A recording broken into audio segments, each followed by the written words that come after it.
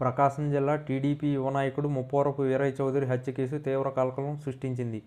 హత్య జరిగి వారాలు గడుస్తున్నా ఇంతవరకు కేసు కొలిక్కి రాకపోవడంపై విమర్శలు వెల్లువెత్తుతున్నాయి. ఈ నేపథ్యంలో హత్య కేసు విచారణలో భాగంగా లాకప్ డెత్ జరిగిందనే ప్రచారం సమాజాన్ని ఉలిక్కిపాటుకు గురిచేసింది.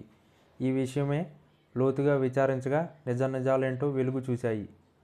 వీరయ్య చౌదరి హత్యలో ప్రత్యక్షంగా పాల్గొన్నాడనే ఆరోపణలు ఎదుర్కొంటున్న ఓ వ్యక్తి ఒంగోలు నగరంలో స్నేహితుడు. సదరు స్నేహితుల్ని పేరులో వెలుగు ఉంటుంది. హత్య కేసు విచారణలో భాగంగా నిందితులు వాడిన 2 వాహనం దొరికిన తరువాత సదరు నిందితుడు స్నేహితుల్ని పోలీసులు అదుపులోకి తీసుకున్నారు. విచారణలో భాగంగా సదరు వ్యక్తి తనకు నిందితుడితో పరిచయం ఉన్న మాట వాస్తవమే అని, అయితే తనకు హత్యతో ఎట్లాంటి సంబంధం లేదని స్పష్టం చేసినట్లు సమాచారం. దీంతో అతన్ని పోలీసులు విడిచిపెట్టారు. అనంతరం ఆ వ్యక్తి ఇంటికెళ్లి భయాందోళనకు గురై ఎలుకల మందు తాగినట్లు తెలిసింది. ఈ విషయాన్ని గుర్తించిన కుటుంబ సభ్యులు ఎలాగోలాగా మందును బయటికి తీశారు. అంతా బాగుందని అనుకున్నారు.